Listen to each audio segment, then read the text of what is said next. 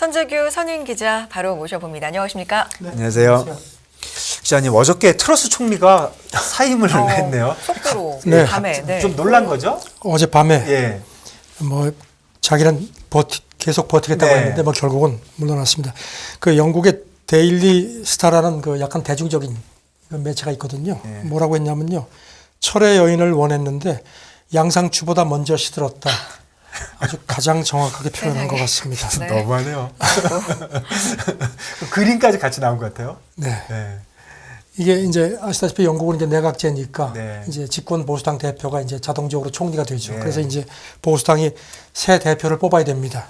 그래서 이제 오늘 새벽부터 이제 막 그냥 그럼 네. 누구냐 뭐 이런 게 나오는데 지금 기억하시겠지만 지난번 총리 뽑을 때 마지막까지 이제 경합했던 사람이 수닉 네. 그 인도계죠. 그 네. 재무장관인데 그 조금 전에 들어온 소식을 보니까 이제 당 대표가 이제 그러니까 대표가 되기 위해서는 그 100명 이상이 이제 추천을 해야 되는데 네. 그 레이스에서 지금 순학이 가장 인원수가 빠르게 늘어난다는 겁니다. 네. 그런데 또 더 타임스가 조금 전에 보던 걸 보니까요. 보리스 존슨 지난번에 파티 게이트 때문에 네. 그만두고 네. 이제 그래서 트러스가 총리가 네. 됐는데 이 사람이 또 다시 들먹들먹하는 모양입니다. 그럴 수도 있나요? 도로 존슨이 되는 게 아니냐. 근데 뭐 좀 회의적인 시각들이 많은데요. 예. 제1야당인 노동당은 그러지 말고 아예 총선을 땡겨서 하자. 그런데 보수당이 왜냐하면 지금 보수당 지지율이 워낙 떨어져서 네. 절대로 받아들이지 않을 것 같다는 얘기입니다. 네. 지금 다음 주에 결정될 것 같다는데 원래는 보수당 의원들이 먼저 투표를 하고 그다음에 전체 보수당 의원들이 투표를 하고 그다음에 보수당 당원들 투표 절차가 있는데 이번에는 이제 워낙 상황이 급하니까 그냥 당원 그 투표 절차는 생략을 한다는 겁니다. 네. 처음에는 철의 여인 얘기까지 나왔었는데요. 네. 그 마거릿 대처 네. 자기가 아주 추앙한다고 뭐 복장도 아주 비슷하게 하고 네. 뭐 여러 가지를 모방을 했는데 이 지금 영국 최단명 총리가 되어버렸습니다. 지금 직전 기록은요. 1827년에 취임한 지 한 3개월이 지나서 사망한 조지 캐닝 전 총리인데 훨씬 더 짧아요. 1800년이요? 1827년. 정말 200년 전이네요. 저는 취임 44일, 뭐 45일인지 한지 진짜요. 이렇게 만에 그만뒀습니다. 뭐 파운드 같이 오늘 좀 뛰었죠. 그다음에 이제 영국 중앙은행도 금리를 큰 폭으로 인상하지 않겠냐. 다음 달 3일이죠. 통화정책 네. 그런 관측이 나옵니다. 저는 이런 생각도 들어요. 뭐 트러스 총리가 역시 뭐 문제를 많이 일으켰는지는 잘 모르겠지만 그래도 영국이 진짜 민주주의를 그럼요. 하는 나라네요. 그렇죠. 40일 만에 그냥 총리 잘못했다고 바꿔버리는 거잖아요. 대단하네요. 네. 그 원인이 뭐 여러 가지가 있겠지만 아무래도 가장 중요한 원인은 크게 작용한 원인은 감세 아닐까요? 네.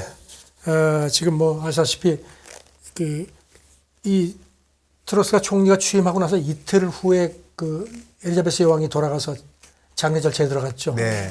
그런데 지금 뭐 그 와중에도 아주 그 이제 내각도 제대로 다 갖춰지지가 않았는데 그 감세안 내놨죠. 그러면서 네. 감세를 하려면 재정 그 맞아요. 뒷받침인데 그것도 뭐 네. 별로 없었고 해서 그때부터 문제가 많았죠. 그리고 또 이런 그 이른바 미니 예산안을 딱 던지면서 보수당도 물론이고 정치권하고 뭐 별로 사정 교감도 없었다는 그런 후문도 나왔고요. 그래서 지금 뭐 그때 금융시장이 뭐 난리가 났었죠. 그 발표는 진짜 서프라이즈였죠. 예, 그러니까 그래가지고 금융시장도 많이 움직였고 그러니까 결국은 말씀해주신 대로 별로 상의도 안 하고 그런 것들이 문제가 된 것 같네요. 잉글랜드 은행이 중앙은행이 막 그래서 긴급 개입하고 막 그랬지 네, 않습니까? 네. 근데 지금 이제 지금까지 이제 오늘 새벽 분석들을 보면요. 두 가지를 지적을 합니다. 아, 예. 트러스 총리가 이념에 너무 매몰이 됐다. 자기가 이제 그 보수당 네. 당대표 출마하면서 감세를 계속 강조를 했는데 끝까지 버텼다는 겁니다. 그러니까 이념에 너무 빠져들었고 그다음에 그것 때문에 보수당 내에서도 불만이 많았다는 겁니다. 그리고 또 아시다시피 지금 그 바이든 대통령이 이례적으로 그건 그 정책 잘못됐다고 비판을 했죠. 국제통화기금도 마찬가지고요. 이런 식으로. 그다음에 또 한 가지는 이제 이른바 감세를 통해서 기업 뭐 활동이 촉진되면 이제 거기서 이렇게 넘쳐서 내려간다는 이른바 낙수 효과. 네. 그거에 너무 과신을 한 거다. 바이든도 그랬거든. 낙수 효과 그건 안 먹힌다. 네, 그런 거 없다 그랬죠. 저는 네. 지도자가 조금 뭐 이걸 뭐 일반화시키는 건 그렇지만 너무 이념에 매몰이 되면은 이런 문제가 생길 수 있다는 그런 거를 또 한번 보여준 게 아닌가 싶습니다. 그러네요. 그리고 뭐 예. 아시다시피 좀 그러니까 이제 정책을 일부 후퇴를 했었죠. 네. 네네. 그래도 안 되니까 그 재무장관 화탱 재무장관이 있었죠. 그야말로 자기하고 정치적인 동지인데 딱 잘랐죠. 네. 그렇게 해서 어떻게든지 살아보려고 그랬는데 마지막 직격탄은 어젠가요? 내무장관이 인도계죠. 나 못하겠다. 아. 그게 결정타가 됐다는 분석입니다. 안 그래도 그런 지금 게 뭐 있었군요. 네, 네. 보수당 의원들이 뭐 총리 불신임을 지금 계속 내기 시작했거든요. 그러니까 결국은 그냥 쫓겨나가느니 내 발로 나간다 뭐 그런 것 같습니다. 그래서 결국 이분이 그 선거 운동할 때부터 이념적인 얘기를 많이 하셨는데 이제 그 당선이 되면 그런 얘기 좀 수그러들 것이다 이런 예상이 있었는데 밀어붙이시다가 조금 안 좋은 결과 나왔네요. 그리고 러시아는 이 문제에 대해서 뭐 잘 됐다 뭐 이런 식으로 뭐 좀 신났습니다. 예, 예. 러시아 외무부 대변인이 어제 밤늦게 예. 이제 사인 발표 나오고 나서 바로 텔레그램에 예. 글을 올렸습니다. 지금까지 영국에서 이런 불명예스러운 총리는 없었다. 예. 그 사람이 최악의 무지와 함께 자신의 아련 직후 열린 여왕 장례식으로만 기억될 거다. 아주 그냥 그야말로 그냥 조롱을 했네요. 아주 조롱을 예, 했습니다. 예. 왜 최악의 무지라는 게 왜 그런가 하면요. 그 외무장관이었죠 원래. 네. 그 우크라이나 전쟁 직전인 지난 2월 9일에 그 러시아를 방문했는데 그때 우크라이나하고 러시아를 혼동해서 막 얘기를 했거든요. 그러니까 옆에 그래서 있던 최악의 무지라고 예, 그래요. 예. 보좌관이 이거 그게 아니고요. 이렇게 하니까 이제 러시아 제가 그걸 딱 집어가지고 아니 도대체 러시아하고 우크라이나도 그 구별을 못하는 사람이 영국 외무장관이다 이랬거든요. 그걸 딱 집어내가지고 그리고 아시다시피 트러스는 되고 나서 뭐 우크라이나 지원에 대해서 뭐 적극적으로 나섰지 않습니까? 네. 그러니까 뭐 러시아는 지금 아주 그냥 그야말로 알턴니가 빠진 그런 격이 된 거죠. 최악의 무지가 그런 뜻이었군요. 네. 네. 영국에서 나온 이야기들, 거기서 나온 러시아 이야기까지 살펴봤고요. 요즘에 뭐 금융시장에서 몇십 년 만에 이런 건 뭐 보통인 것 네. 같습니다. 기록적인 게 워낙 많으니까요. 네. 위안화와 엔화도 보면은 10몇 년 만에, 뭐 30몇 년 만에 네. 이런 게 요새 계속 나오는데 가치가 계속 하락하나 보죠. 이 얘기 좀 해볼까요? 뭐 김 대표님 잘 아시겠지만 지금 뭐 위안화 한 14년 만에 네. 뭐 최저 네. 그 달러 가치가 네. 달러에 대비한 가치가요. 역에도 그렇고 뭐 네. 역내도 마찬가지고요. 뭐 아시다시피 지금 이제 기본적으로 이제 강달러 때문에 그런 네. 거고 이제 그런 거죠. 그다음에 뭐 미국의 그 국채금리 네. 올라가는 것도 이런 네. 영향이 있다는 네. 분석이고요. 그다음에 지금 미국에 상장된 그 중국 지수들도 보면 뭐 좋지가 않죠. 네. 여러 가지가 복합적으로 작용했다. 그래서 지금 민민은행이 어제 중국은 이제 그 기본 금리라는 게 사실 없는가 보네요. 네. 그래서 이제 이른바 대출 우대 금리 네. 이거 이제 뭐 시장 평균치라고 하지만 사실은 정하는 인민은행이 다 거죠. 정하는 예, 거라고 예, 이렇게 돼 있는데 예. 그게 이제 두 달째 8월에 떨어뜨렸죠. 그다음에 네. 두 달째 동결을 해서 이제 외국 자금 어떻게 안 나가도록 하고 위안화 가치를 이제 막으려고 굉장히 노력을 하는 모양인데 참 쉽지 않습니다. 네. 엔화 뭐 150달러, 네, 150엔 어제 돌파했다가 예, 150. 조금 다시 내려갔나요? 네, 뭐 근처에 있습니다. 네. 예, 예. 지금 뭐 올해 들어서 엔달러 확률이 30% 가량 올랐네요. 네. 엄청나네요. 지금 150보다 위에 있네요. 더 위인가요? 예, 예. 그렇죠. 지금 뭐 뭐 다들 아시지만 일본 연준 뭐 이런 데서는 다 그냥 긴축한데 일본은 아직까지 지금 안 하고 있죠. 돈 풀고 있지 않습니까? 네. 일본 재무상이 어제 기자들이 어떻게 할 겁니까? 그랬더니 과도한 움직임이 있으면 단호히 대응한다. 그런 생각은 불변이다 하는데 지금 니혼게이지에도 그렇고 뭐 일본 그 전문가들 얘기는 지난달 22일에 한번 개입한 적이 네, 있죠. 한번 세게 했죠. 146 정도 예. 그 정도에서 했어요. 가지고 예. 미국이 그때 뭐 이해한다고 고개도 끄덕끄덕 했었던 네. 기억이 나는데 개입해도 얼마 못 갈 거다. 네. 그런 얘기를 하는데요. 참 이게 일본하고 그러니까 위안화하고 엔화가 흔들린다는 건 이건 참 아시아 입장에서는 상당히 이건 좀 불안한 거 그렇죠. 아닙니까? 네. 결국은 유로화는 저번에 더 내려갔다가 조금 그래도 네. 버티고 있는데 요번이 예나하고 위안화가 최고점에 온 거죠. 네. 그러니까 달러가 최고점, 네네. 약세가 된 건데 그래서 좀 지금 걱정입니다. 뭐 예. 그 월가 자산운용사 애널리스트 얘기는 이 아시아 외환 시장에서 위안화 약세는 언제나 걱정이 되는 전조였다. 네. 그러면서 여기다가 또 엔화까지 이렇게 막 가치가 막 그야말로 날개 없는 추락을 하는데 네. 그래서 걱정이다. 그런 얘기를 하면서 97년하고 비슷한 그 아시아 그 금융 위기 뭐 그런 게 좀 걱정이 커지는 거 아니냐는 얘기를 했는데 지금 문제는 보니까 필리핀 페소하고 우리나라 원화가 아시아 주요 통화 가운데 이런 경우에 가장 취약할 거라는 그런 또 예. 지적도 나오네요. 예, 블룸버그가 그렇게 얘기한 것 같네요. 네. 예, 사실은 그동안 그래도 아시아가 유럽보다는 좀 괜찮을 것이다. 네. 그래가지고 아시아가 좀 그래도 낫다 이렇게 했는데 이제 예나하고 그 환율에서 이렇게 되니까 결국은 우리나라 얘기까지 나오네요. 이게 뭐 그 미국이 달러 가지고 막 버릇 고쳐준다고 뭐 그런 얘기 예전에 뭐 1900 프라자 네. 협정 때도 그 전에도 막 그러다가 이제 인위적으로 조정을 하고 그랬는데 이번에는 그런 거 없다는 네, 얘기 그런 거 계속 없다고 하고 그래서 지금 아시아가 그래도 수출도 괜찮고 그래도 제일 그 네. 에너지 관련돼서도 아시아가 유럽보다는 좀 낫잖아요, 사실은. 엘 에리언이 그랬나요? 예. 며칠 전에 뭐 이미 3차 대전 시작됐다 하는데 전 그걸 보면서 야 이게 달러 전쟁 아니냐 뭐 그런 생각도 얼핏 들었습니다. 아, 예. 그게 달러 그 외환 관련된 얘기였네요. 그분 얘기하신. 아니 글쎄 그러니까 그게 그런 건지 저는 그런 표현을 썼는데 맞아요. 예. 지금 이게 참 미국이 뭐 어쩌고 저쩌고 해도 이 달러가 지금도 아직까지 뭐 전 세계적인 걸 다 쥐고 있는 거 아닙니까? 예. 그래도 블룸버그가 외환 위기를 얘기하면서 필리핀 페소와 한국을 얘기한 거는 좀 그렇네요. 글쎄 말입니다. 필리핀하고 우리를 글쎄. 비교가 됐고 우리가 제일 좀 많이 빠지긴 했어요. 그것 때문에 그렇지 않나 뭐 그런 생각도 듭니다. 네. 어쨌든 조금 이런 얘기가 나오면 불안감이 좀 그럼요. 고조가 예, 되는 건 예. 사실인 것 같고요. 이런 가운데 금리를 낮추는 국가가 있네요. 네, 역주행이죠, 말 그대로. 튀르키예요. 아, 네. 튀르키예. 튀르키예가 요새 뭐 여러 가지로 튑니다. 튀르키예 누구는 뭐 튀르키예라고 왜 부르느냐 그냥 터키라고 불러라. 옛날에 그 버마가 미얀마로 바뀌었을 때 그 그냥 BBC 같은 경우는 계속 터키를 썼거든요. 아, 그랬나요?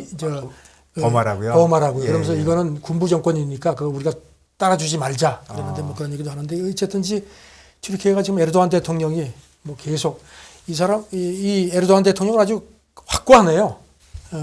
인플레보다는 경기 둔화가 더 걱정된다. 그리고 또 보니까 그동안에 금리를 내리라는 이렇게 막 계속 그렇게 압박을 좀 준 모양인데 중앙은행 총재들이 이렇게 안 하니까 막 경질하고 그다음에 지난 1월에는 그 인플레 그러니까 19년 새 가장 높은 걸로 그렇게 통계치를 발표하니까 그 통계 책임자도 또 교체를 했다고 그러네요. 근데 지금 보니까 어제 기준금리를 12.12%에서 10.5%, 1.5%포인트 올해 들어서 가장 큰 폭으로 떨어뜨렸다고 하는데요. 네. 아, 이거 참. 지금 보니까 튀르키예는 물가 상승률이 공식적으로 한 84%인데 실질 민간조사에서는 한 150% 이상으로 그렇게 되어 있네요. 네. 리라와 가치도 많이 떨어졌죠. 네. 이게 뭐 미국처럼 8%, 9%가 아니라 100%쯤 가니까 네. 그냥 모르겠습니다. 모르겠다고 하는 건지. 저는 요즘 뭐 네. 자기가 좀 이렇게 뭐 국제적인 위상이 좀 많이 올라가서 예. 좀 이렇게 뭐 좀 신바람이 났는지 좀 이렇게 근데 이 경제를 이렇게 근데 몰아붙이는 경제가 뭐 맥힐까요? 진짜 저는 100%까지 가는지는 사실 몰랐는데요. 네. 진짜 이렇게까지 엉망이면 정치적으로 아무리 해도 안 되는 거 글쎄 아닌가요? 말입니다. 어, 깜짝 놀랐습니다. 정말 숫자를 튀르키예가 정확히. 네. 굉장히 지금 경제적으로는 굉장히 어렵다. 자연 지도자의 그 이념 몰입이라는 게 참 네. 무섭습니다. 그렇네요. 그 우리 시진핑 사념임에 관련돼서 네. 그 미국에서 뭐 좀 비아냥거리는 뉴스들이 좀 있다 아. 이렇게 보이네요. 뉴욕 타임스 칼럼입니다. 그저께 그 브렛 스티븐스라는 그 언론인 이 사람은 이제 퓨리처상도 받은 사람인데요. 제목이 고마워요 시진핑 이런 칼럼입니다. 그 내용이 이제 이제 이번에 이제 당대 이제 끝나면 이제 사실상 종신 집권 길에 들어가는 걸 네. 관측이 되는데 그 시진핑한테 보내는 편지 형식으로 썼습니다. 이 사람이. 굳이 그대로 땡큐로 봐야 될까요? 아니면 속뜻이 있을까요? 아니죠, 절대 아니죠. 칼럼이 대충 이렇습니다. 네. 이제 자기가 10년 전에 예. 이제 10년 됐지 않습니까? 집권한 지. 그렇죠. 그때는 예. 딱 보니까 야 이건 이 중국이 이건 만만치 않겠다. 이제 머지않아서 뭐 미국도 따라잡을 수 있겠다 예. 이런 생각하면서 굉장히 걱정을 좀 이렇게 좀 부럽기도 했다. 아 그런 식으로. 그리고 또 이제 뭐 이제 중국이 이제 예전과는 다르게 이제 굉장히 부유해졌기 때문에 네. 뭐 유럽, 중남미, 뭐 전 세계 아프리카 쪽에 영향력도 계속 확대를 네. 해나가겠구나 생각하고 그래서 그때 기억하시겠지만 미국의 상류층의 많은 사람들이 야 빨리 중국어 배워라 아이들한테 맞아요. 예 그렇게 했던 기억이 네, 자기가 맞아요. 난다. 맞아요. 예. 그랬는데 10년이 지난 요즘은 내가 생각이 확 달라졌다. 뭐 신장 위구르 주민 탄압하는 걸 보니까 옛날 소련 그 수용소가 생각난다. 그다음에 뭐 이른바 시진핑이 경제 개혁 어쩌고 하는데 사실상의 비효율적인 국영기업 체제로 퇴행하는 것 아니냐. 예. 그다음에 이른바 그 시진핑의 전랑 외교, 막 공격적인 외교, 이게 보면 뭐 부작용이 많은데 그중에 일본 재무장 같은 것도 이렇게 유발한 것 같다. 네. 그리고 뭐 대만하고 함께 싸우겠다는 바이든의 그런 그 공언만 이끌어내는 그런 역효과를 냈다 이렇게 얘기를 합니다. 그러면서 이제 조셉 나이 하버드대 명예교수가 이렇게 얘기를 했다. 중국이 무서운 국가가 됐는지는 모르지만 네. 시진핑 당신은 절대 강해진 게 아니다. 이렇게 지적을 했습니다. 네, 뭐 나름 뭐 그런 생각도 들기도 하는 거죠, 그렇죠? 그리고 또 이제 그 뉴욕타임즈의 동료 칼럼니스트 톰 프리드먼이 네. 이런 말을 했다 하면서 시진핑 치하 중국에서는 하루라도 살고 싶은 사람이 있겠느냐라고 반문을 했습니다. 그래서 이제 결론이 미국도 시스템이라든가 정치 지도자들한테 결함이 있고 과거 장점들이 많이 퇴색을 했다. 그건 사실인데 하지만 시진핑 치하의 암울한 중국을 그 대안으로 삼고 싶은 사람은 세상 어디에도 없을 거다. 이게 바로 미국이 시진핑한테 감사해야 하는 이유다. 이렇게 마무리를 했습니다. 네. 아주 따끔하게 지적을 네, 했습니다. 그렇네요. 일견. 예, 그런 말 그대로 생각이, 고강도로 비아냥거리고. 예. 네. 사실 중국은 그런 쪽으로 간 건 확실하죠. 네. 그렇죠. 그런 예. 쪽으로 갔죠. 예. 중국 얘기까지 해봤고요. 네. 여기로 가볼게요. 이란과 사우디 관계 회복을 위해서 뭐 대사관 열어야 된다 이런 얘기가 나오고 있습니까? 그것도 이란 그 최고 지도자의 핵심 보좌관이 그런 얘기를 했거든요. 네. 이게 지금 로이터가 이걸 정리를 했는데요. 아시다시피 사우디하고 이란은 그야말로 앙숙이죠.